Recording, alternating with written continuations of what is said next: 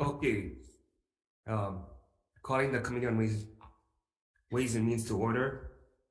This morning, we're going to hear from Dr. Tian, Dr. Bonham, who will discuss our economic outlook. We'll begin with Dr. Bonham. Good morning. Thank you, Chair. You, Vice Chair. It's good to be here. Happy New Year. Happy New Year. Hopefully I won't ruin your Happy New Year. It's actually pretty good. I mean, our forecast for Hawaii is you can see that one. That's good news. The title of this is the title of our last forecast report, which you all get, and really the outlook hinges pretty dramatically on what happens globally with inflation.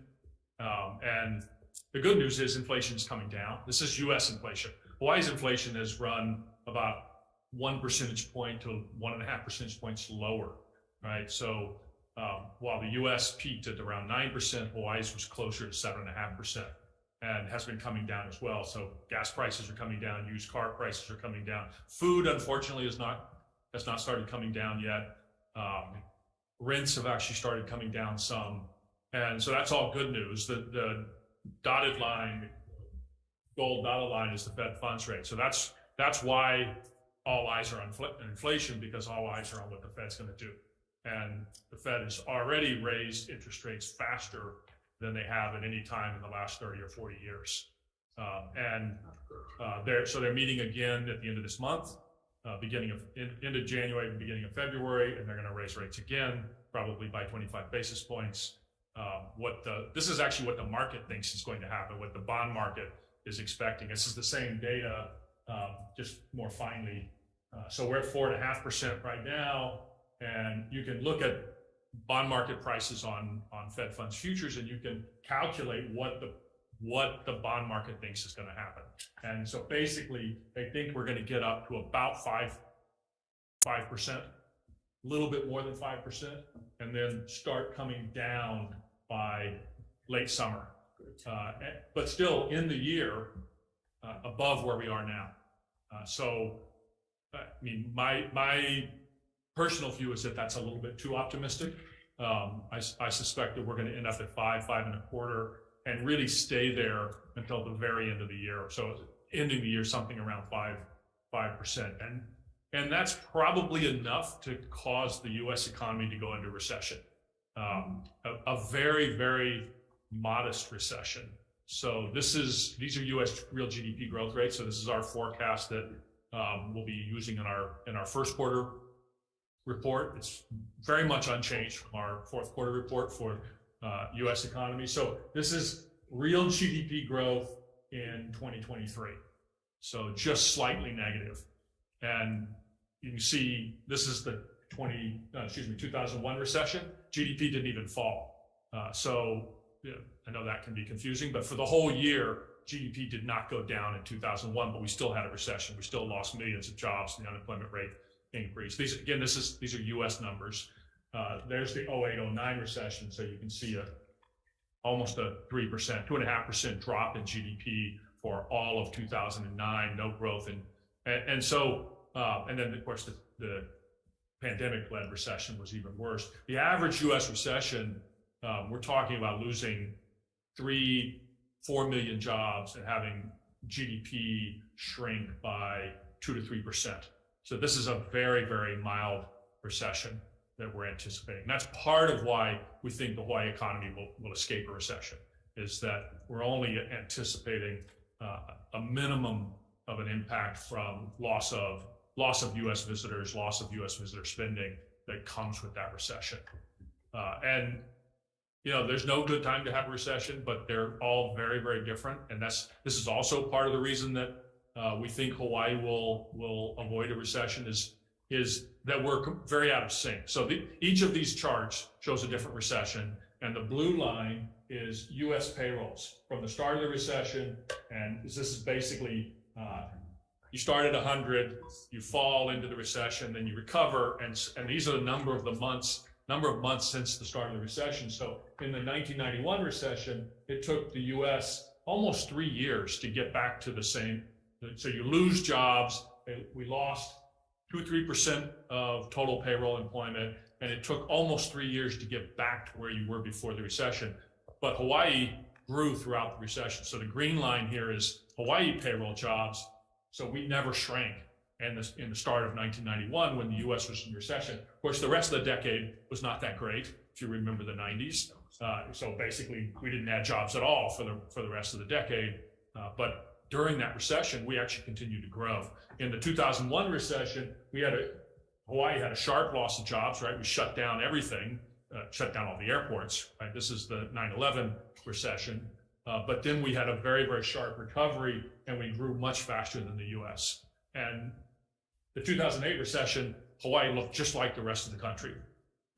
Neighbor islands got hit a lot harder because of all of the offshore home purchases and the subprime lending crisis that was impacting the nation and Hawaii. But as a whole, we were very average. And of course, the pandemic recession, we just went through that, so we know how bad and how different that was. So the whole point is that every recession is different.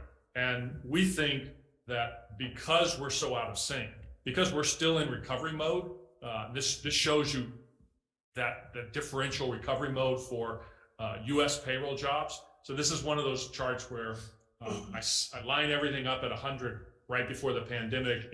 In this case, I'm lining things up on February of 2020 because it's payroll jobs and they wouldn't have been infected yet by the pandemic in February of 2020. The data is all seasonally adjusted, so I can do this. And what it shows is, the 25% drop in Hawaii employment and a little more than 20% drop in payroll jobs. The gold line is payroll jobs, and the green line is employment. Two different ways we measure jobs, right? One of them is the household survey that calls people up and asks if you have a job. The other one is a business survey that asks businesses if they have a filled job. And I'll get back to that in a second, the difference between those two. But if you look at the national numbers, the U.S. economy has completely recovered its job losses. So it's not as if the pandemic never happened, right? If the pandemic ever happened, these numbers would be much higher. But we have gotten back to more than where we were, almost 1% higher for payroll jobs than before the pandemic. In contrast, Hawaii payroll jobs are almost 6% below where they were during the pandemic, before the pandemic. The household employment, on the other hand, I changed the slide 1 second. Household employment is about 3% below where it was during the pandemic. And one of the biggest differences between these two measures, well, there's a lot of differences, but one of the differences is the payroll jobs counts multiple job holders, right? So I can have 2 jobs and get counted twice in the payroll number, but in the household survey, I can only answer yes once, right? And they call me and say, are you working? And I say yes. They don't say, oh, are you working at Zippy's and at Long's? And I guess we don't have Long's anymore. Are you working at Zippy and CVS? They don't ask that, right? So that's in the payroll data. So that's the Hawaii employment that you're talking about, the household survey. That's right. Yeah, the household survey is the generic term for the survey method, and so yeah, that's Hawaii employment. We generally call it employment, and the other one we call jobs. Okay, and so this next slide is really looking at supply and demand imbalances, and we refer to it as the jobs worker gap. And so this is a little confusing because now I'm calling it jobs, but I'm really using employment. My apologies for that. But we take the total number of people who are employed, add to it the number of job openings, right? So that's jobs, and workers is the labor force. So that gap is the difference between supply and demand. And I've done it in percentage terms. So basically, as of the last data point I have here, we have about 2.1% of labor force excess demand for workers. In other words, there's more jobs plus job openings than there are workers in the labor force in Hawaii. And one of the points I'm trying to make is that that's the same as it was in 2019. So it's true that in the late 2021 and early 2022, excess demand was off the charts. It was the highest it had ever been in Hawaii, excess demand for workers. It's come down to levels that are similar to the very tight labor market that we had in 2018 and 2019. and only a little bit higher than the very tight labor market we had back in 2006, 2007. The US labor market is relatively tighter. It's much tighter. You look at the historical relationship, and normally Hawaii's labor market is tighter than the US just because of it's much, much harder for people to move. Right? You can't just rent a U-Haul and drive from San Francisco to San Diego to take a different job.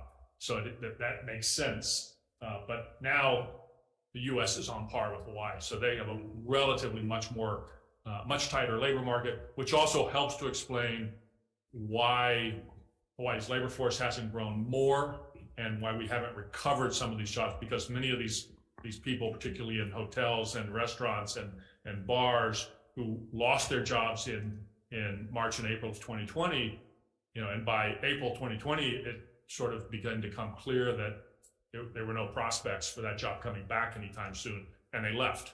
Right? Our population has continued to decline. Our labor force, believe it or not, is very, very close to where it was pre-pandemic. The labor force participation rate is basically at pre-pandemic. So our labor market has essentially healed, but we still have strong shortages in sectors, right? So the sectors that got hit the worst, retail, restaurants, bars, and to some extent hotels, those are the ones that are, so we really have a compositional problem. When you look at the total numbers, it tells us that given our population, and taking into account the fact that we have had population outflow, given our population, the same proportion of people in the population are in the labor force as was true in 2019. But we have a lower population, right? We have a smaller population, and that helps to explain why businesses are struggling to find workers, particularly in specific sectors. You get data on the just population, so is it because people are leaving the state? You gotta use the mic. Sure. Oh, So I don't know if you have the data, but in terms of comparison, is it people leaving the state or it's just retiring or just leaving the labor market? But is there any data that so you with the could population see why? number, okay, so there's multiple things going on with the population data. We had more deaths. Birth rates have continued to decline. Right, so birth rates have basically been in decline since the Great Recession. And this has been true across the whole country.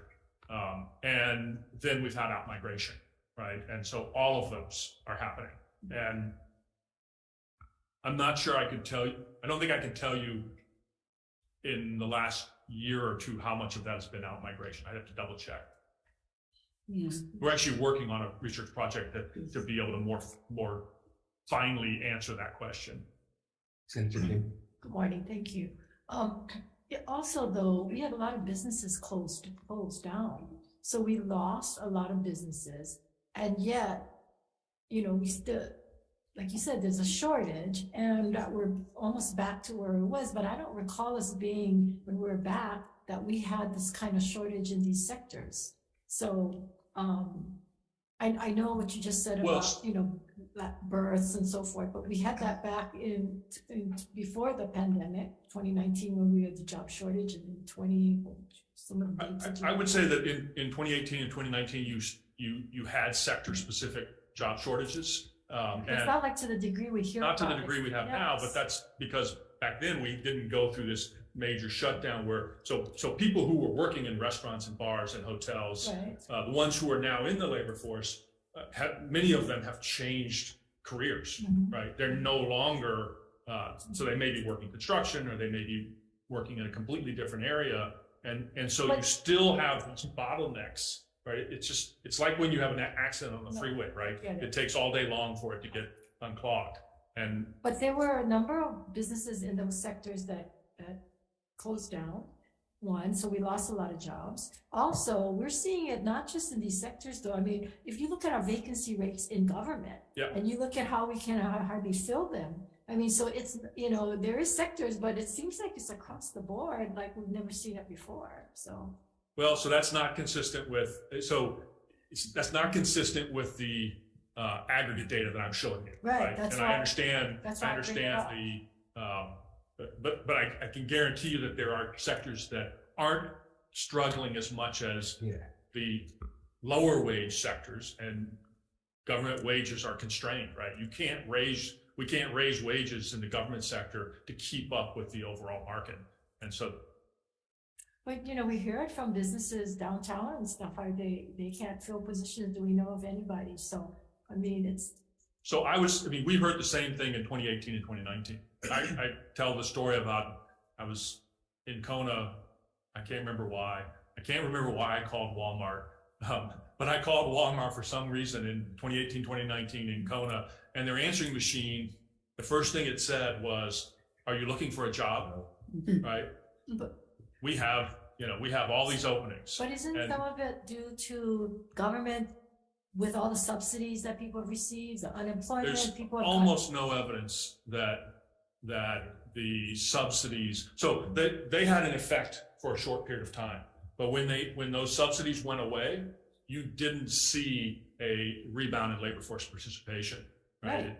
You didn't see it because people got used to just not working. Well, And so I don't know anybody who can survive in Hawaii without people working. retired and stuff because they just felt like, I hear it all the time. I mean, some of the early retirements certainly are related to the fact that they were receiving subsidies. Right.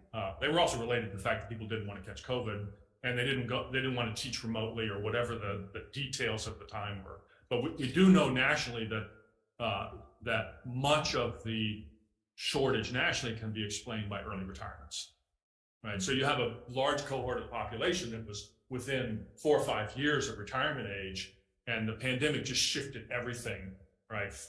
Everything to the present, whether it was home buying because of low interest rates and needing more space, or it was retirement. All of that happened early.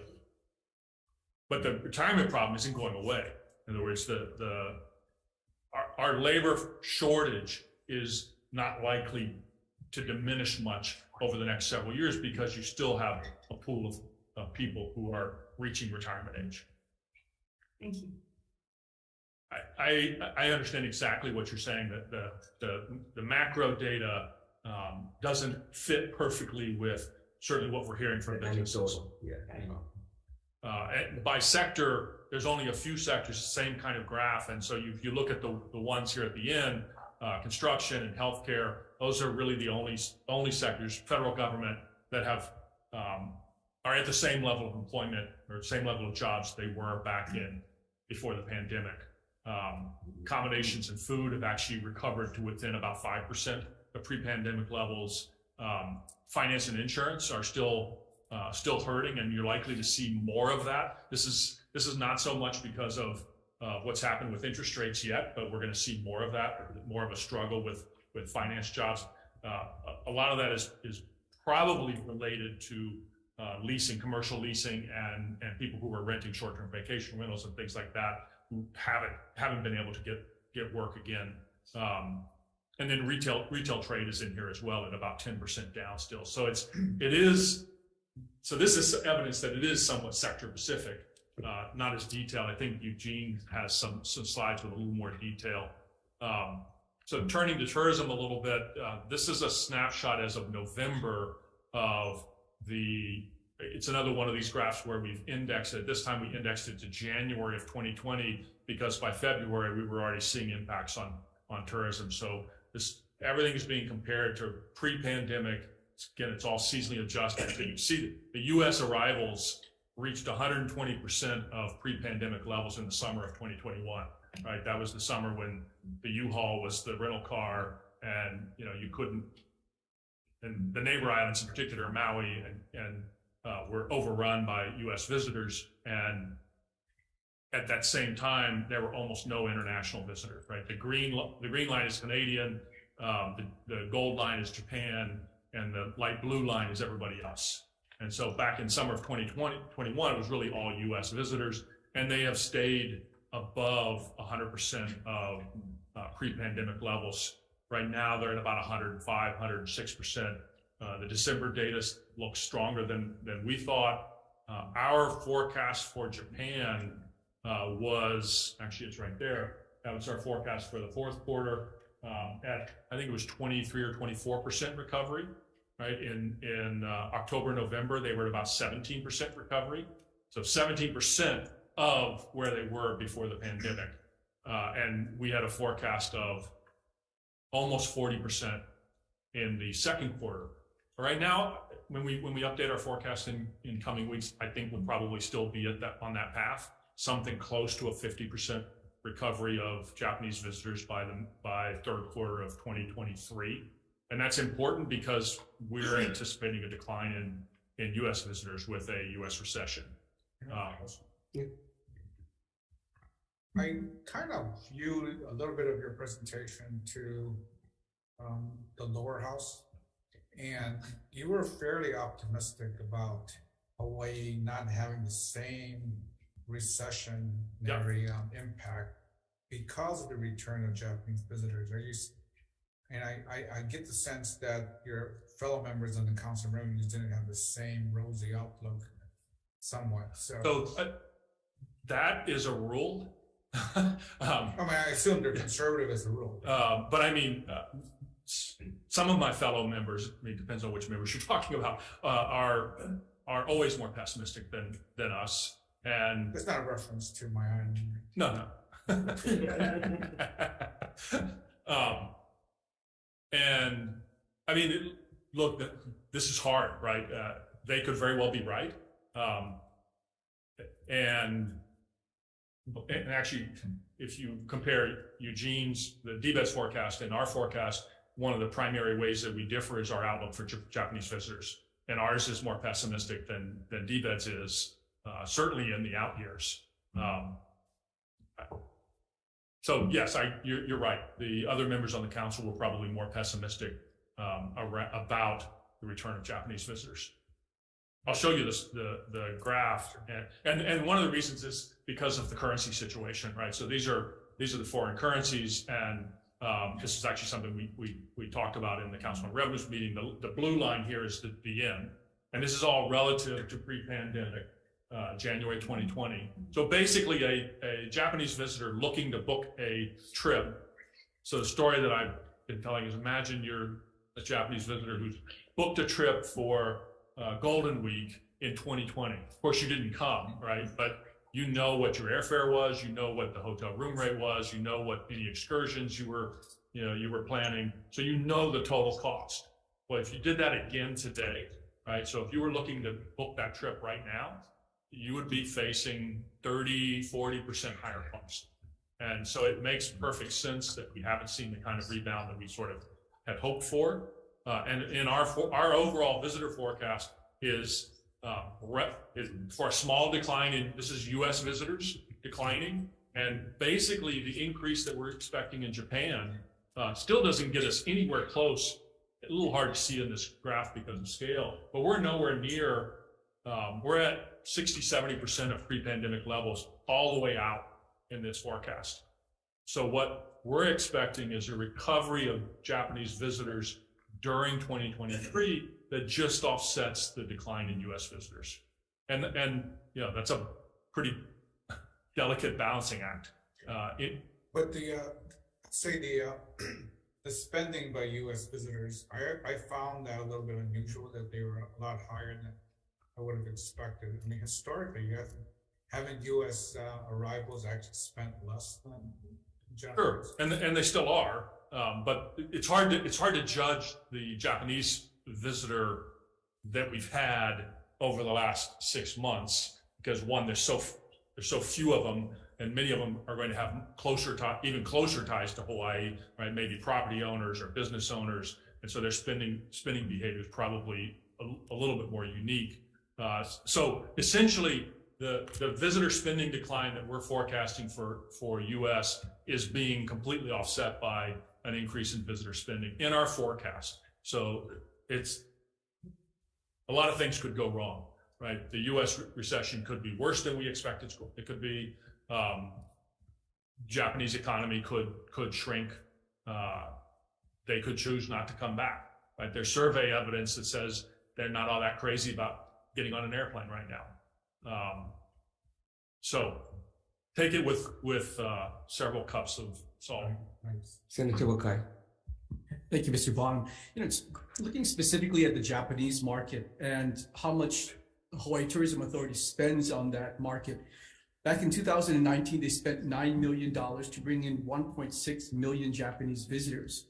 Last year, they spent $9 million and brought 25,000 or so Japanese visitors. And with your forecast, with the yen devaluation, COVID, and the travel restrictions are more real in Japan than they are here in the U.S.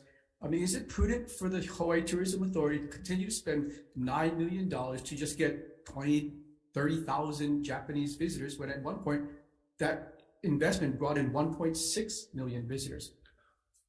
So I guess I would say if we were continuing to spend 9 million visitors, $9 million a year after year to get 25,000 Japanese visitors, that would be a problem for sure.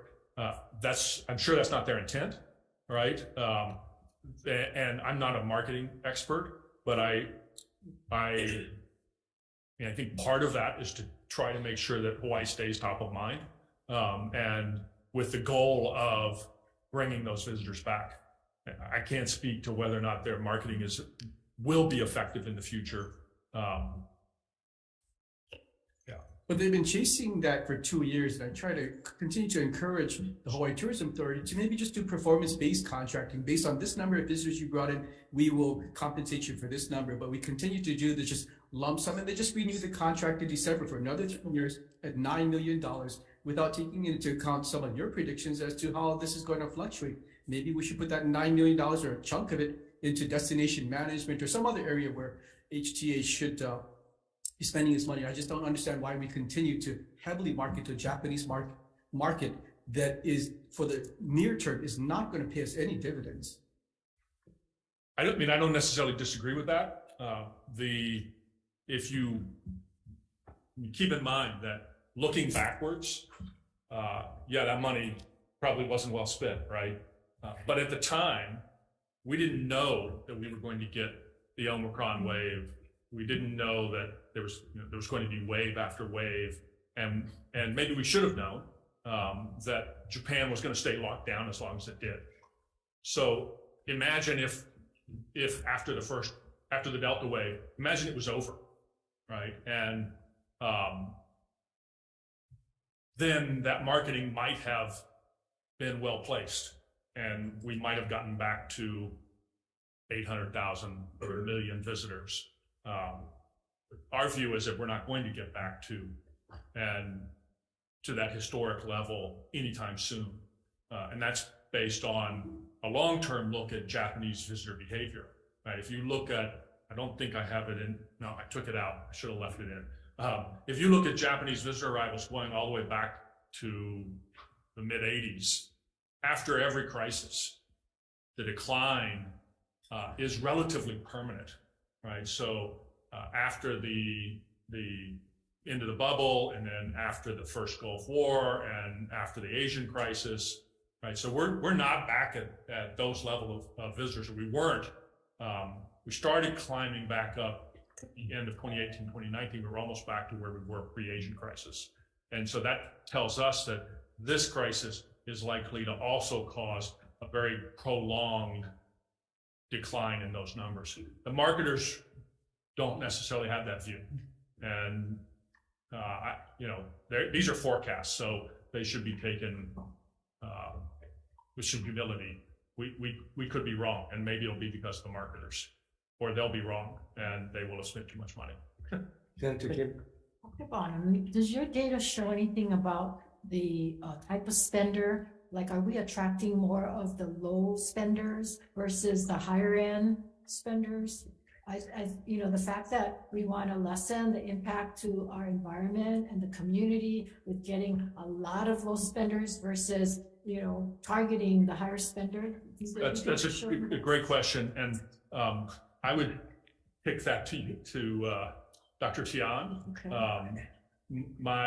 I would say that early in the pandemic, we were probably attracting a lot of low spending U.S. visitors, but actually U.S. visitor spending has been growing in real dollars faster than the arrivals numbers, which is suggestive that it really has a lot to do with just how much prices have risen for hotels, and so in a nutshell, I don't know the answer to that question. For 2022 data, for example. One more thing though, the higher hotel costs may affect the actual spending too in other Sure. areas, Yeah. right? Yeah, so if you're paying 30-40% more for your hotel, then maybe you're going to spend 10 or 20% less on excursions, Right. right? But total spending in real dollars per visitor for U.S. visitors has been growing, and that's not something, right? Long term, that's not the case. Thank you. So turning from construction, so the other reason to get the vice chair's comments about Hawaii's economy being different from the U.S., the other reason that we argue that that's the case is going to be from construction.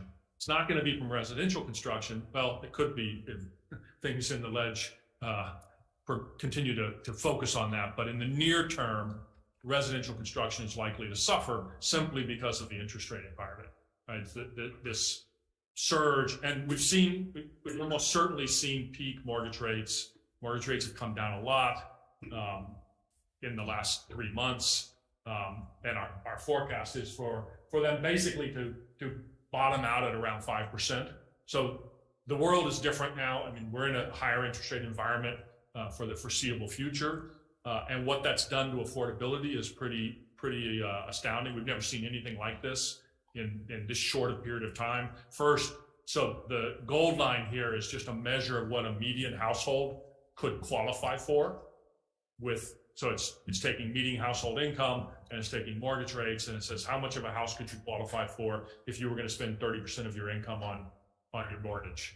It does assume you have a 20% down payment. So if you change it to a 5%, then the number would be lower, but the shape of the line would be identical.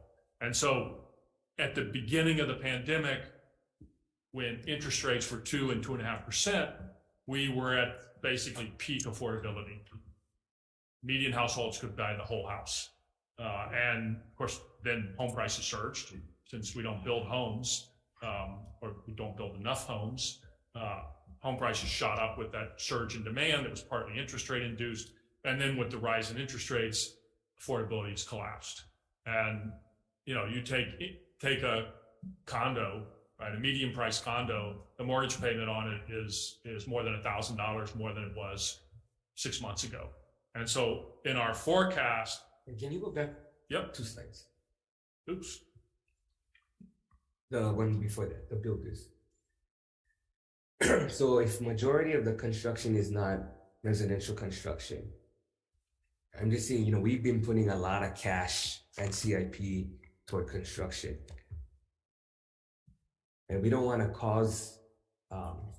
be the cause of rising Yeah. costs as well. yeah, that's a challenge. So we just have to figure out our strategy of how we spend the money without increasing the rising costs, adding to the rising costs. I think that's going to be a challenge, just because of, and this is the slide that I was just about to talk about. So basically our forecast is for relatively flat residential building. The blue line here is total residential building permits deflated by construction costs. And so for the next year or two, we are anticipating that that's pretty flat. Some increase in the out years.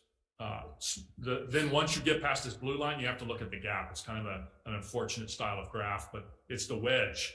The green wedge is non-residential building. And so most of that is going to be, some of that is actually tower bases and support facilities for residential building. But a fair amount of that is renovations, and there's actually quite a few hotels that are being planned on this island. So government contracts and construction is going to be the key. Yes. And that's the gold line. That's the gold wedge, right? Similarly, historically, it's been like that, right? But yes, that's yes and no, right? Because we have to strategize how to So the problem is get it out so that the rising costs don't kill us. So the problem is that there's nothing you can do to stop this hump that is in this forecast. It's already baked in because it's federal dollars that have, in many cases, the contracts have already been let, right? I mean, the award amounts are known. And this is work at Pearl Harbor, for example. Now, it'll get spread. So what we've done is we've taken, if you look at the historical data, there's these two gigantic spikes in government contracts awarded. And you don't see them here because we've taken it and spread it out over 4 to 5 years, which is how long those projects will actually take.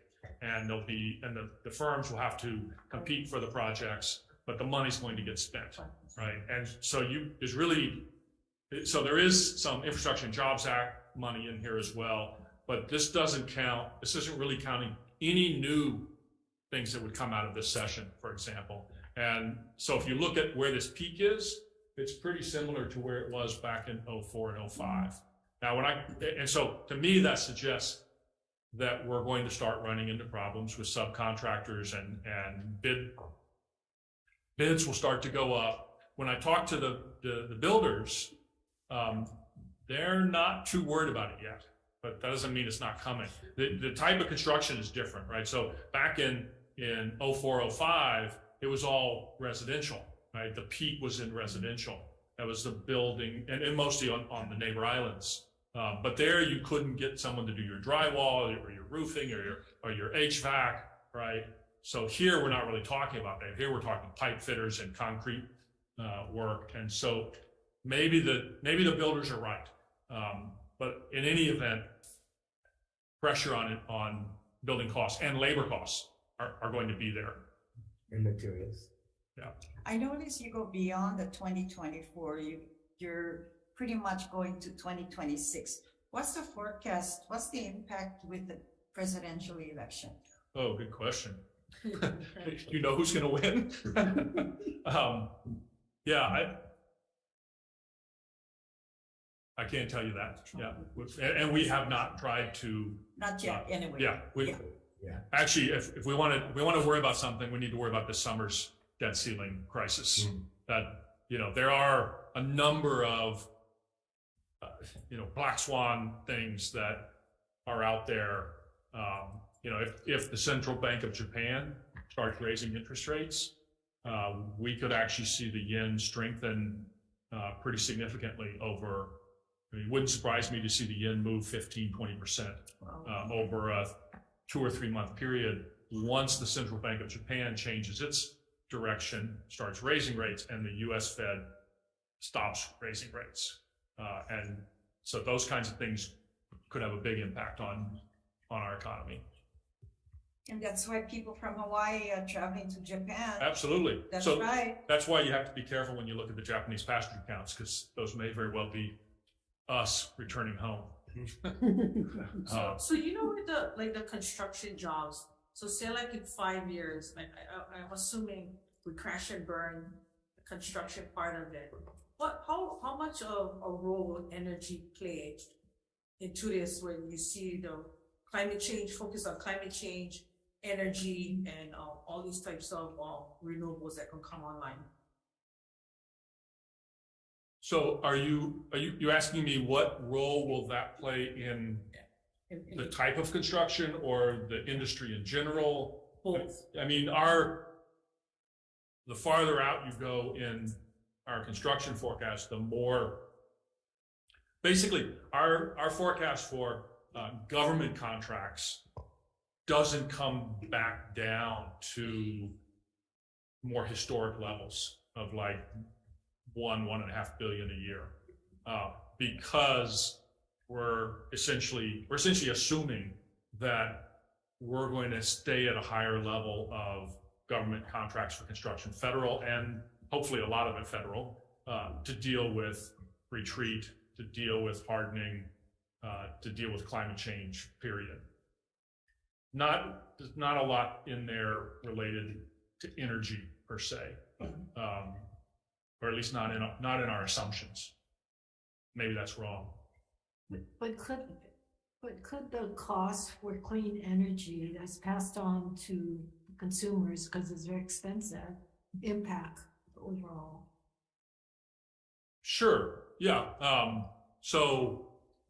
I'm not sure where. So you're thinking that as, for example, HECO contracts for more and more solar to replace the lost coal, that those prices are going. I mean, obviously they're going to be higher than coal, Yeah. right? Not just that, just with climate change, all the things we're trying to, recycling certain kinds of products that the businesses have to buy now cost more than the plastics and so forth, and all of that costs. And, you know, and we delayed some of that implementation. So across the board, that may impact. Basically, higher cost of living. So, I mean, our inflation forecasts are higher for longer. In other words, if you go out 4, 5, 6 years, our inflation forecasts are probably in the 2.5% range, whereas historically they would have been 50 basis points lower than that. I'm not saying that we're necessarily, you know, building in higher energy costs into that. I mean, the way that we do it, our energy costs are still tied to oil, and that may be a good model going forward, even as we transition away from oil.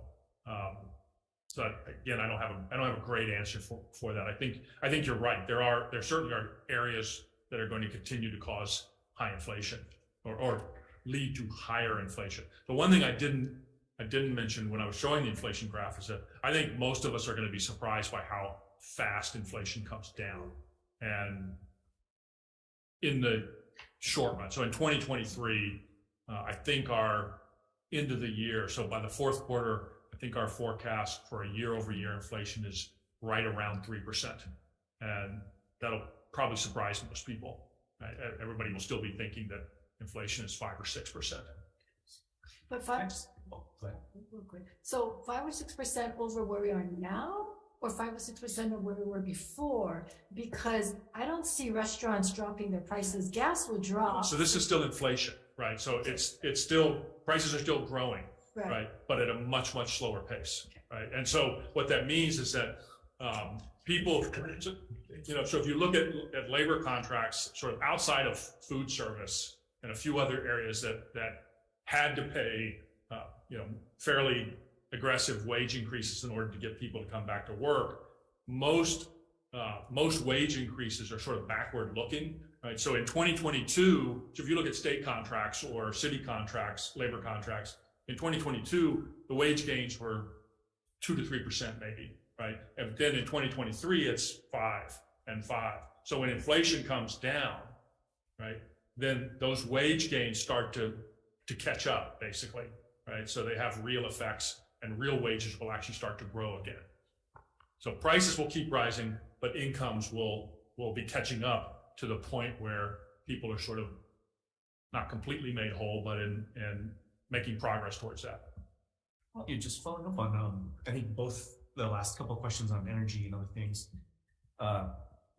between and I think it was over the course of 2021, cost of transportation just as a sector, I think, went up something like 25% or more, based on the Fed numbers. Is that broken out yet in any way? Do we have a sense of where that's going? So, without trying to give precise numbers, I can tell you that, so the transportation sector was going up for really across the board, but it was new cars, right, going up through the roof, and used cars prices rising very rapidly. And then we also had energy shocks, right? We had that was more of a well, it was a late 2021 and early 2022 story, and you know, oil prices have completely reversed. Our energy prices have not come down yet. And I actually haven't looked at the electricity rates, but I know our gas prices have not come down anywhere near what you would think would happen given how much oil prices have fallen. And our gas prices, they didn't go up as much as the nation as a whole during the surge in oil prices, but the national gas prices have plummeted. So what is coming down is gasoline prices. Used car prices have been falling for 6 months. New car prices, I don't think those are falling yet, but they probably will. That still requires the supply of new cars to catch up. Right? Nationally, we're still building many fewer cars than we did pre-pandemic. I think I answered that question. Yeah, thank you. Yeah.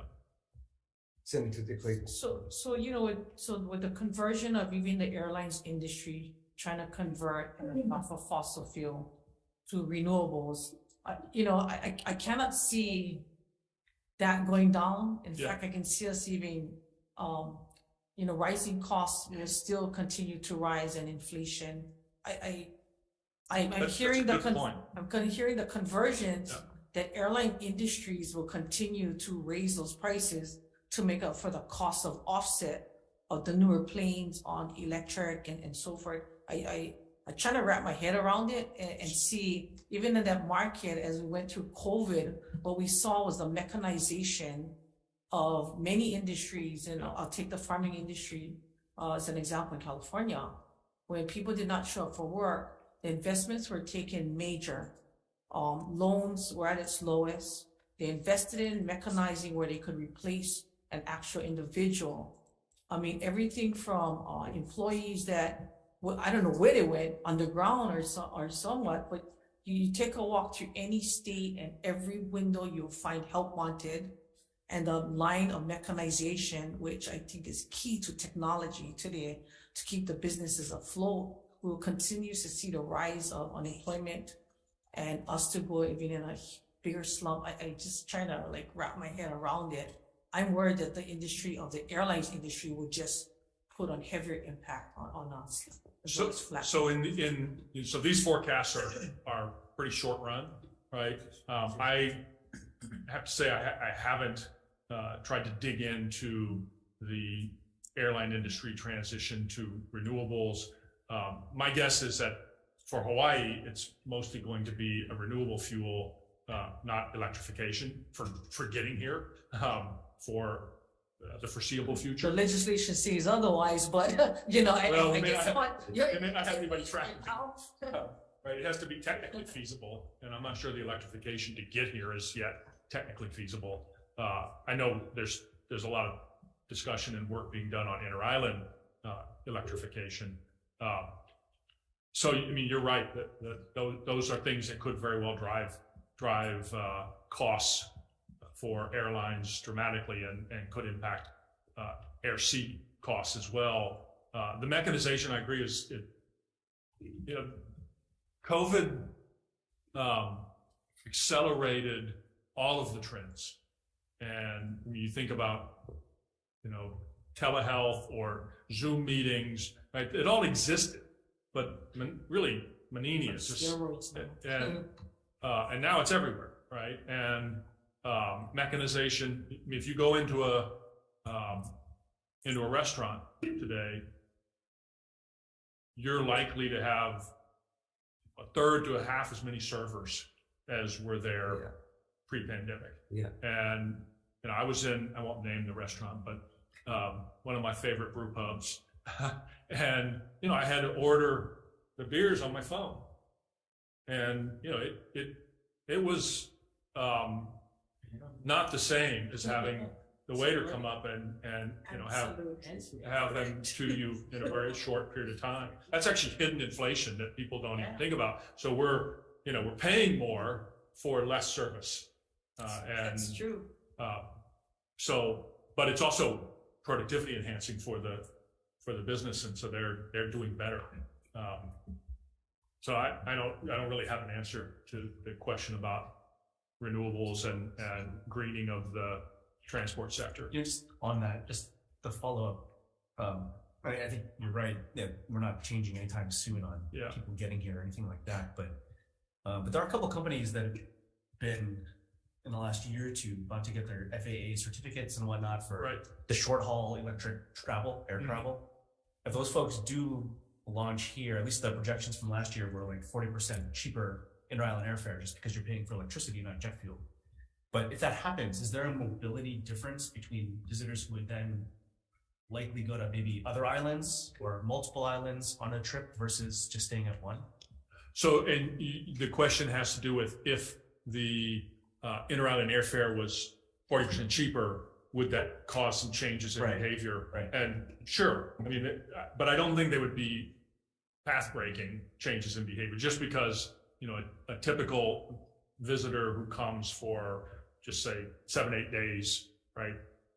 Yeah, some of them go to every island, right? But there's a limit, on how much inter-island travel you'll do in an 8 or 9 day period. Sure. Right.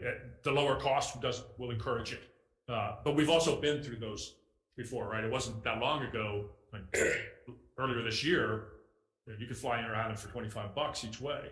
And so we've been through these periods of $150 each way down to $25 each way. And those don't end up being, so a lot of this is baked into the overall visitor experience and how travel works as opposed to cost. We're the ones who benefit more from the low cost of inter-island travel, right? Not now. So It's you- high season and you I'm know- paying more than $250 to travel round trip. So you know, even like your air travel industry, like Honolulu is lower than the neighbor islands, just on air visitor travel. Is the trend still hold same that it will be mostly the neighbor islands and Honolulu will not be the highest destination of air travel according to your? So remember, we've gone through this period of lasting more than a decade of rapid increases in direct flights to the neighbor islands, right? But there are limitations to that, right? It's really capacity that would constrain that.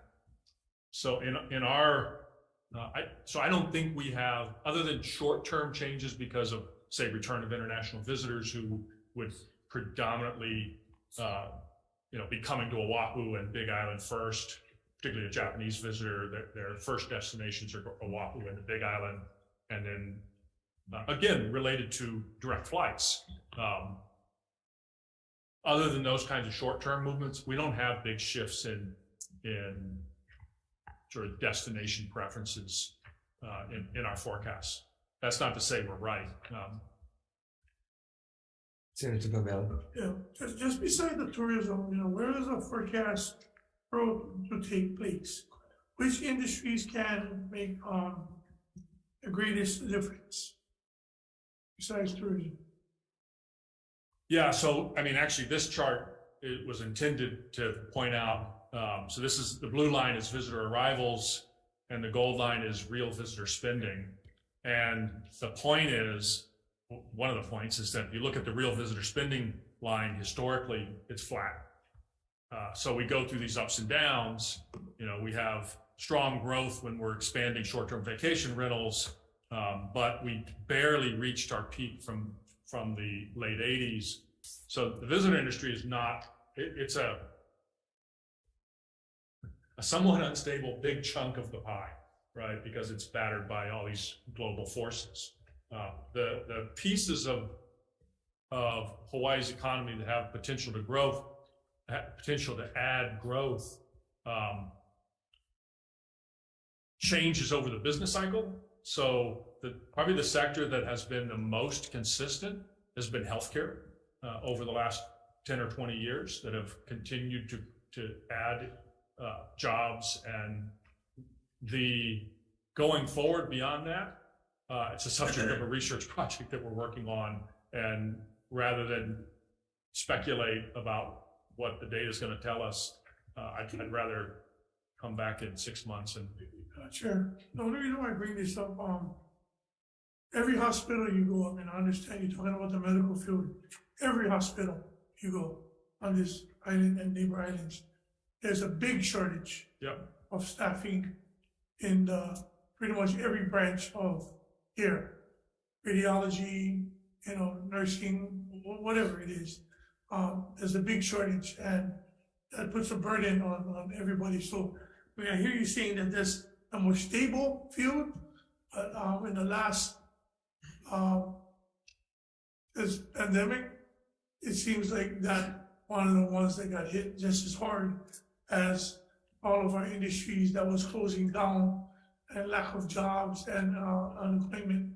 Because some people now are rethinking themselves if they want to stay in the healthcare industry and then moving on other places because of seeing people die, the trauma, the overwork, that's seeing so much of the pain, and just the lack of overall. So I just kind of confused on that, because the Senator Kim was talking about the other areas of lack of employment You was talking about how in the medical field, I can understand it stabilized, but I think we lost just as much as people in the medical field and industry than we did in the regular labor force.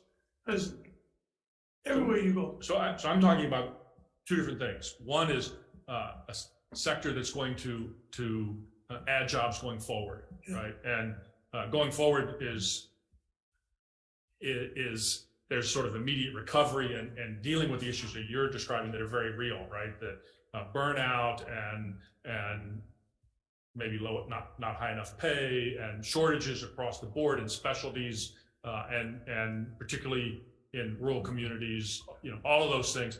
And many of those are not new, right? They've been here. And so what I'm saying is that if you look at the last 20 years, okay, healthcare has grown jobs, and this isn't just hospitals, right? Healthcare is a very broad sector. It includes social services, it includes counseling services, another area where we have severe shortages.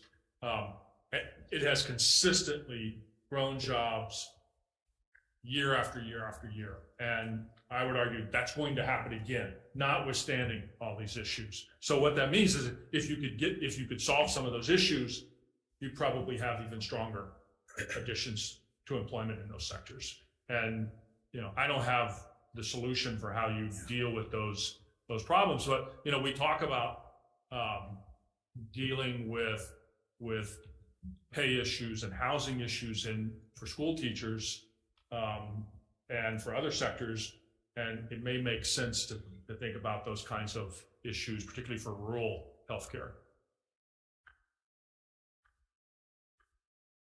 So I think I made the point about that slide, and I'll finish. I have one question. If in fact we do have to compete and we raise salaries across the board, or in various sectors where we have shortages, how does that impact GDP, or does it at all? Or how would we look at the impact on raising salaries to compete, either with other states or among the different sectors?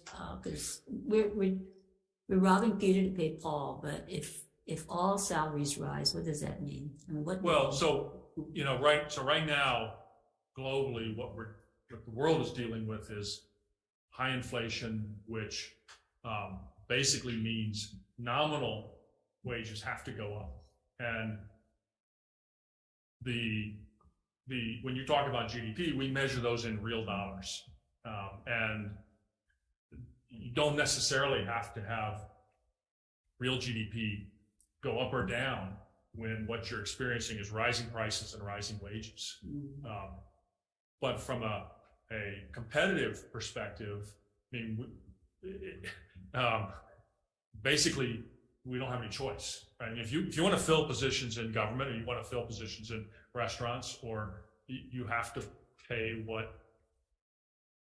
what's required. And actually, one of the things that inhibits growth is rules and regulations that prevent you from doing that prevent you from competing, right? So there's lots of different cases where you simply can't get the quality person you want because there's a rule that says you've got to pay this salary range.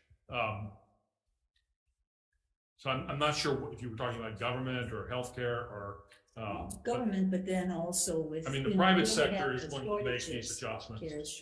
Right. The private sector is making these adjustments, not necessarily as fast as we would like, or as fast as they would like. One of the things to keep in mind is that we talked about the labor market, retirement, right? The age of our workforce, unfortunately, we're not getting any younger, and constraints on that labor force going forward are going to be real. They're going to be continue to be an issue, and the fact that we've been dealing with outmigration, declining population for the last 4 or 5 years, and our forecast for 2023 right now is no change. So, and then a very slight increase. That's a little optimistic. It requires that we stop having net outmigration, right? That's so birth rates will eventually stop falling. They can't fall forever, And we have a very small increase in net migration in the out year of our forecast. And part of that is competing with the rest of the world. Our long-term forecast for GDP, which you also were talking about, is basically heading towards the average compound annual growth rate of GDP that we saw over the last 20 years of about 1%. And essentially return to normal, if you will. And I've taken up probably way more of the time than I should have, but I had just one question about unretirement. So I think the national average is what, 3.2%? You're talking about people coming out of retirement. Yeah. So I don't know what the number is. I do know that the research has been looking at the sort of missing jobs, if you will, or missing workers nationally, is finding that a large share of it was coming from early retirements, and that the rate of unretirement, if you will, has been abnormally low. So people aren't coming back to work. But isn't that true though with the mainland though? That's what I'm talking about nationally. Yes. Yeah. So during COVID, it went up 1.1%, but then it went back down to 2%. Yeah, so like I said, I'm not sure what the exact numbers are, but I know that we haven't seen people coming back into the workforce the way, and so actually that was something that happened significantly after the Great Recession, was that you had people who retired who then came back into the workforce and sort of buoyed the workforce for almost a decade, and we haven't seen that yet. So if we get that, that would change things, but remember, a decade later, people are those older retirees aren't coming back. You're really looking for the people who retired early. Questions? Okay, thank you. I know you have another meeting. Yeah, mahalo. Okay, so we'll just recess for just a minute or so that Dr. Kian can set up. Carl, are you sending us your slides? Yeah, no, we have. Yeah, you have. Yeah, it's on the page. It's on the bottom. Yeah, the bottom. This is the WAM file. Yeah. So recess.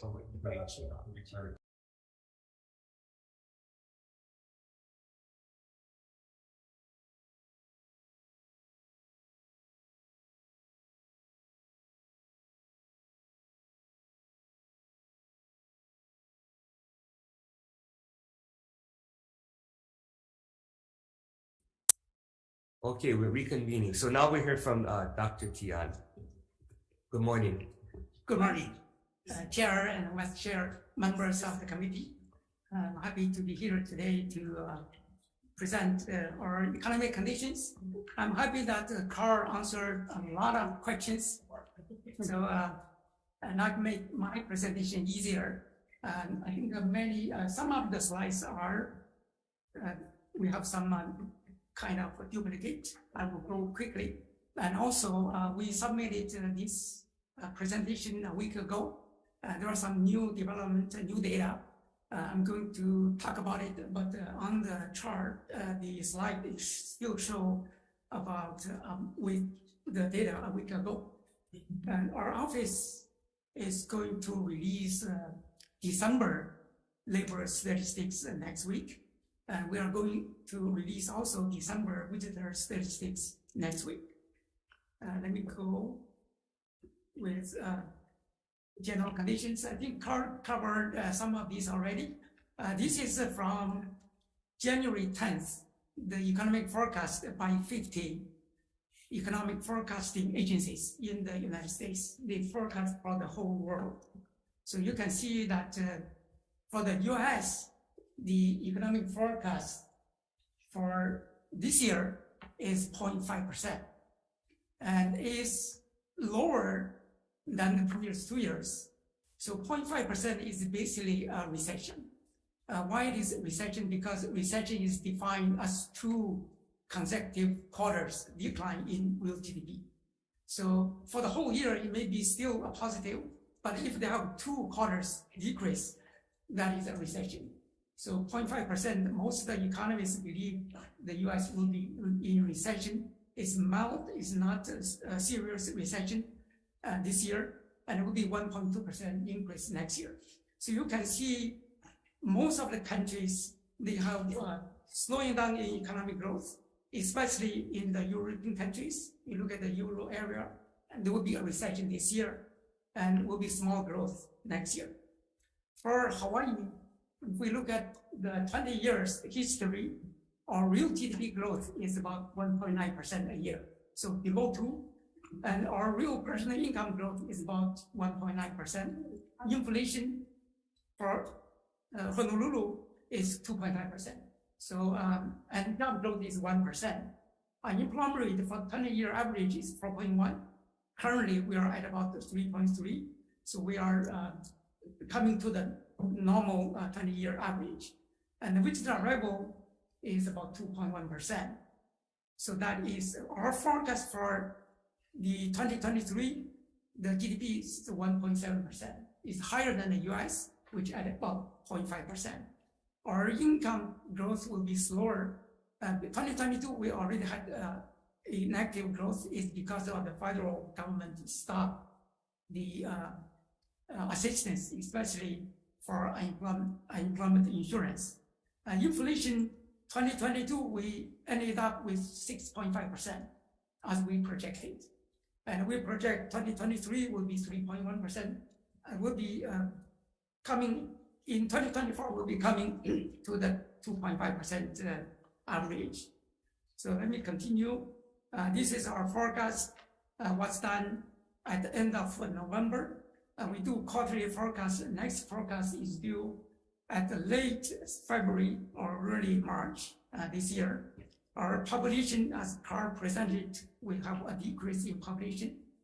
We don't have the between census year estimate yet, because census year is every 10 years. We have 2020, but from the previous data, we did have a population decrease several years since 2017, 18, 19, 20, 21, and even 22, we lost population.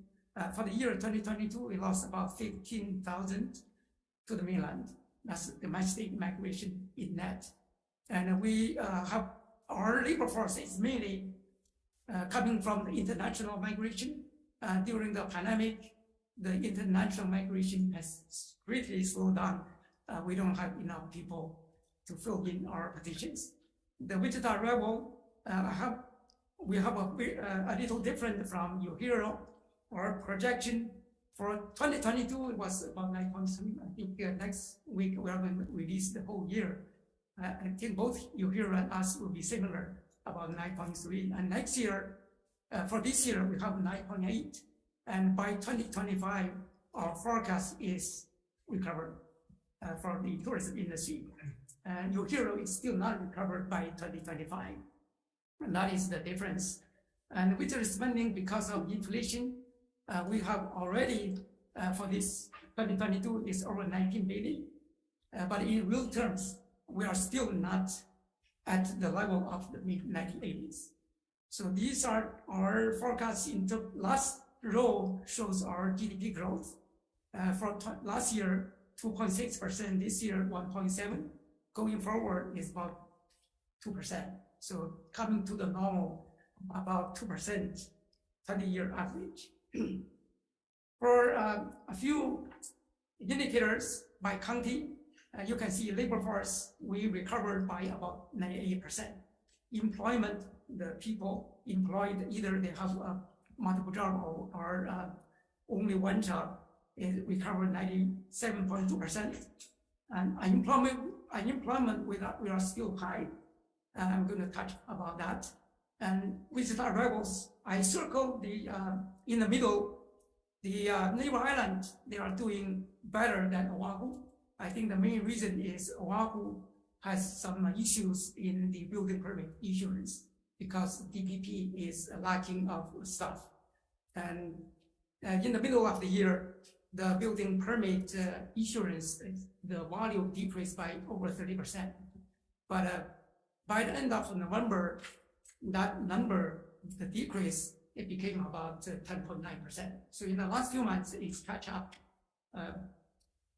Pretty much it's catching up a lot. So that's why I think the construction into the future, it may be still a good spot in our economy. That's one for Honolulu is the building permit. And the second one is the visitor arrivals. Because Oahu visitors are 50% international, 50% domestic. And now we have a lot of US visitors. Is increased by 13.6% from 2019. But international recovery is only about 38%. So Oahu is still falling behind in terms of visitor arrivals. In terms of tax revenue, we had a great tax collection. So December, we just had December data last week. December number is, if you look at the full year, the increase in GE tax is 18.2%. So we had about 21 months consecutive increase in GET, and every single month is double-digit increase. For the December, the increase was 13.4%. And you see that there was some decrease in the second half. It is a tradition, or GE or tax collection normally is lower in the second half than the first half. Because in the first half, we have the tax filing deadline in April. You can see April is always high. Then we look at the bankruptcy. Even during the dynamic, we do see the bankruptcy filing decrease already 3 years in a row. 2020 decreased by 8.2%, 21, 22.5%, and 2022 ended up with almost 20% decline. And mainly it's due to the federal assistance programs. Let me go to a detailed labor market. This chart shows this already. I will just go over quickly. I look at those tourism-related industries, retail trade, transportation, accommodation. So you can see the recovery is actually happening about 98% is from the food services. The falling behind the bottom line, the green line is art and entertainment. The recovery is only about 77.4%. So tourism industry in terms of recovery is falling behind. When we look at the GDP, the whole state, the real GDP recovery comparing with 2019, we recovered 95.2%. But most of the recovery is in non-tourism. Tourism industry recovery in terms of real GDP is about 83%. We look at the non-tourism, it's pretty much flat. And the bottom line is the blue line. We see some decrease that is in financial activities. Financial activities including the banks, insurance, and also real estate. So it's not surprising in the year of 2022, real estate decreased a lot, although the price continued to increase, but the number of sales is decreased a lot. I will show you in another slide. So this look at the job recovery by county. This is for the month of November, which is the latest. December number will be available next week. You can see the total payroll job recovery is about 93.6%. We still have 42,000 jobs lost compared with the same months in 2019. So we have a lot of vacancies and we don't have enough people filling those vacancies. I will show you. But in terms of the county, the Maui County and Kauai County, because they are more tourism dependent, their recovery in terms of jobs is behind other counties. Unemployment rate, we were very high during April 2020. We were the third highest. Number one is New York. Number one is Michigan because it's manufacturing. And number two is Nevada, and Hawaii is the second, is the third. And as of November, our unemployment rate is, for all the counties, they are similar at about 4%. This is not seasonally adjusted. When we look at another indicator for the labor market is the number of weekly initial employment claims. When people were laid off or discharged, they first go to Labor Department to file for unemployment insurance. So this is a good indicator for labor market. You can see the average for 2019 is about, for statewide, is about 1,200. And currently for 2022, for the full year, we are at about the same level. The only thing is Oahu is a little bit higher than the 2019 because Oahu, the recovery, especially in the tourism, is behind. Neighbor Island, it has been even below the 2019 level. For job vacancies, so you can see that in 2020 and 2021, we have the top line is the opening, and the bottom line is the hire, and the gap in between is the vacancy. We do have, this morning, we have the number from November. It shows that we have 32,000 opening, and we have about 22,000 hires. So we still have about 10,000. For the month of November, we still have 10,000 vacancies. It's not filled. For the first 11 months, the average is about 16,000 vacancy. In terms of vacancy, the job openings, I have a list here. The top 5, the industries. Number 1 is professional services. They have the most opening, and we don't have enough candidates. And the second one is administrative and support services. Number 3 is retail trade. And number 4 is healthcare. We don't have enough candidates for healthcare because according to the data we have 53% of our physicians registered in Hawaii, but they are practicing elsewhere. We have about 42% of our nurses registered in Hawaii and also practice elsewhere away from this state. And the number 5 vacancy opening and with vacancy is accommodation and food services, which is the tourism industry. Construction card already covered, and we have, so far we have the building permit volume decreased by 10.9%. The decrease is mainly in the residential. And in terms of residential, this chart shows the total residential homes permitted. And you can see the one circle is for Oahu, is only about half. It's actually less than half of what was permitted during the first 3 quarters of 2021. So that is the major drag for the residential. The residential construction is slowing down on Oahu. We see the real building permit volume for private declining. So it's declining from the beginning of the year, but we do see a lot of increase in the government contract award. So 2 significant award is, one is the Pearl Harbor improvement by federal government. The total improvement dollar is $9 billion, but Hawaii firms get about $4 billion. So they will be benefiting Hawaii's construction industries in the next few years. This contract awarded one time, but it takes several years to construct. And we also have over $2.6 billion by Hawaii DOT highway construction on the Big Island. And Big Island in the next few years will see construction on the highways at $2.6 billion. So the main construction activity will be coming from government construction in the next few years. And we do see real estate. You see the left column is all negative double-digit decrease in terms of sales, but we still see the increase in the home prices. So for both single family and condo homes. And this is the average, the median home sale price. And you can see Oahu, Maui, and Kauai, they're pretty close in terms of single family prices at about over $1 million per home. But Big Island is still affordable.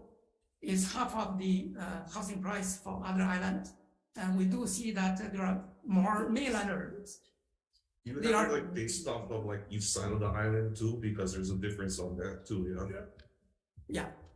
Yeah, we do see mainlanders now coming to the Big Island to purchase Big properties. timer, big time. Traffic is Yeah, down, yeah. catching up. Yeah, another interesting phenomenon you can see is the Big Island. The single family price is lower than condo price. So it's and that is very special than other counties. So we do see 25% of our homes were purchased by out of state, especially from mainlander. Yeah. The red bar you can see it has been increasing in 21 and 2022. And look at it 10 years apart. In 2012, the Maui County and Kauai is more than 50% of the homes were sold to out-of-state residents. But for the 2022, the first 3 quarters, the number is different. Majority of the homes were sold to local residents. And for the international purchase, majority of the homes were purchased by Japanese and Canadians.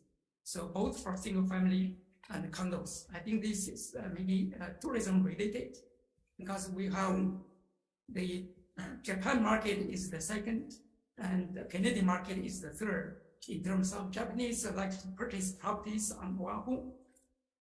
Canadians like to purchase properties on Maui. And in terms of price, you can see the foreigner purchase over $3 million homes, and the mainlander is 1.5 million. Local residents purchase the low end. And tourism industry, we do see 2019 was the historical high at 10.4 million visitors, a decrease to 2.7, and 21 is 6.8, and 2022 will be ending up with 9.3. Our forecast for this year will be 9.8. So we'll be recovered by 2025. Then in terms of spending, because of inflation, 2022 is over 19 billion, and 2023 will be over 20 billion. So in terms of real visitor spending, you can see 1989, it was about 19.6 billion, deflated by the inflation. And in 2019 was the historical visitor levels. We had a little below 19 billion. So we haven't reached the historical level of 1989 yet. And in terms of visitor spending, we see a lot of increase, but a lot of increase is mainly from the hotel room rate. You can see that hotel room rate in 2022 for Maui County is 600 per night. For Big Island and Kauai is about 400. So the increase is over 50%. For Oahu is still affordable, I think it's at 11%. When we look at the visitor recovery, in November, the current recovery for the first 11 months is about 88.9%, about 89%. For the full year, I think it will reach somewhere around 90%. The Neighbor Island, Kauai, Maui, and the Big Island, the recovery is almost 100%. Oahu is still, I was surprising to see Oahu in November recovered 91.5%. But normally, Oahu is falling behind. And we do see the visitors by market. In 2019, about 2/3 of them from US mainland, and now it's about 85.4% from the US mainland. The Canadian recovery is about 72%, and Japan recovery is about 10.4% in 2022. So we do see our forecast by market. This is a little different from your hero. We are the same in terms of US visitors. We'll see a decrease in US arrivals in the next few years, but we'll see a big increase from Japan. Our forecast for Japan is a strong recovery in 2023, and will be, I think the recovery is about 45%. We do see the increase in the air seat from Japan during the first quarter. We see the increase is about 300-400% percentage level. And inflation, we ended up 2022 with an inflation rate of 6.5%. The US inflation was 8%. The inflation in Hawaii is mainly coming from energy. That's related to transportation. Energy in the middle of the year was about 35%, but by the end of the year 2022 in December, we were at about 25.6%. Is diminishing. I think that is a good sign. But in terms of this shows the regular analysis of gasoline price. Our price is pretty much stable. It's not decreased or changed dramatically. It's mainly because of our inventory amount.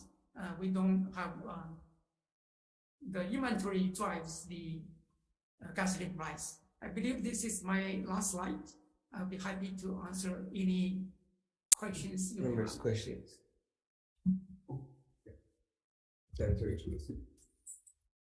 Thank you, Chair. Question on state GDP, and many references are non-agriculture jobs, and I think some of us involved in agriculture, I think it's probably a standard that you don't reference agriculture job, but agriculture is big for us. So what are we looking at for our state GDP projections for that, where it is today, where we think it'll be in a year from now? And specifically, what is the ag GDP as a percentage of the state GDP? Yeah, in the United States, there are two statistical agencies. One is called the Census Bureau, and the other one is called the Department of Agriculture, USDA. USDA has their own statistics reporting system. That's why in the US, statistics usually divided into non-ag and ag. So the agricultural, if we put them together, the agricultural, the contribution to GDP is less than 1%. It's about 0.5%, 0.5%. Nationally. Yeah. In the US. Yes. In Hawaii, it's 0.5%. 0.5%. In the US, it's also less than 1%. So it's very small in terms of GDP in the US and in Hawaii. Our projection will be stable. So the agricultural will be at about 0.5 to 1% range because the magnitude is small. Although the magnitude is small, agriculture is a little different from other industries.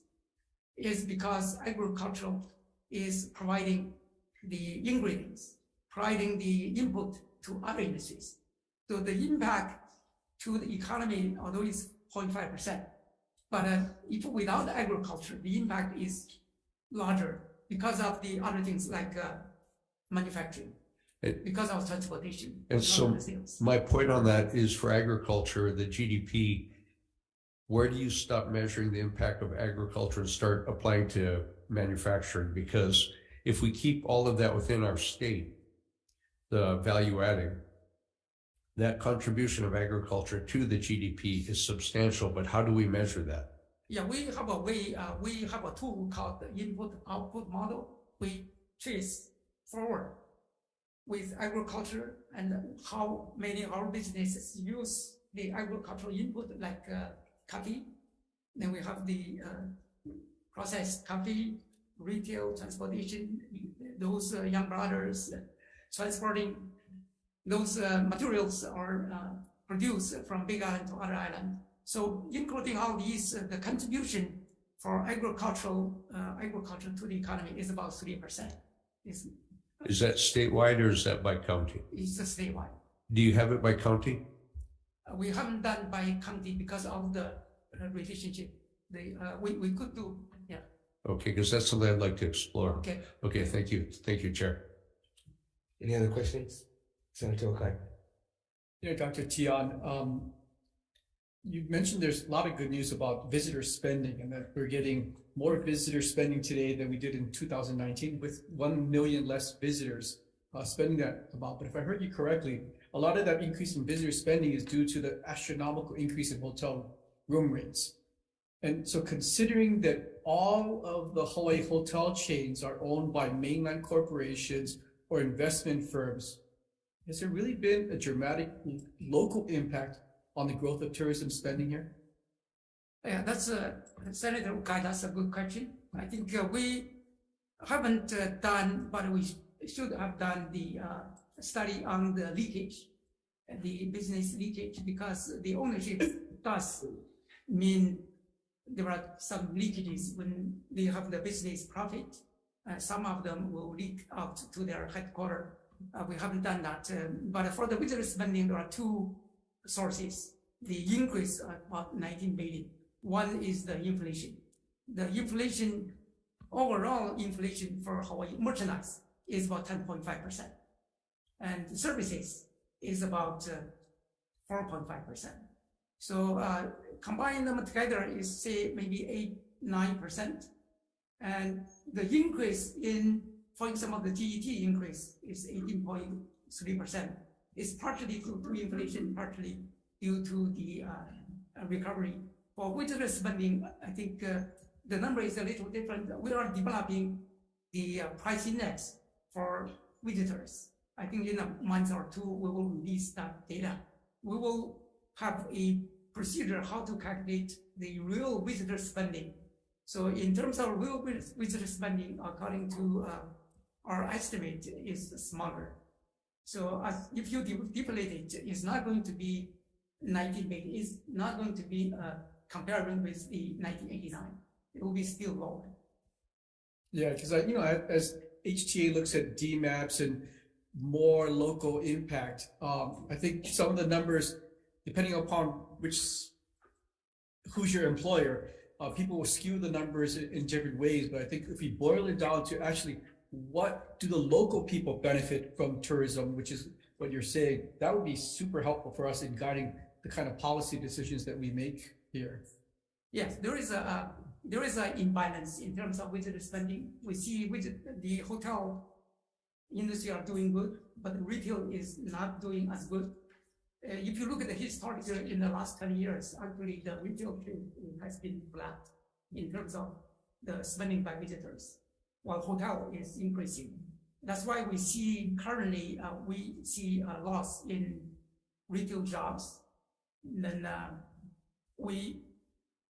the retail industry is with a big increase in the visitor spending. The retail industry didn't see that. Sorry, one more follow-up question. I look at your GET increase. You mentioned 18% increase in GET, and I see that it tracks with tourism. And there have been talk about reducing the GET on food and drugs and you name it. And then there's been talk that the visitor pays anywhere from 20 to 30% of GDP. Where is that specific? I mean, where is that number? How much do the tourists actually? How much are they responsible for the overall GET collection? It's about 30%. 30%. Yeah. Oh, okay. Thank you. Okay. No further business adjourned. Thank you. Thank you.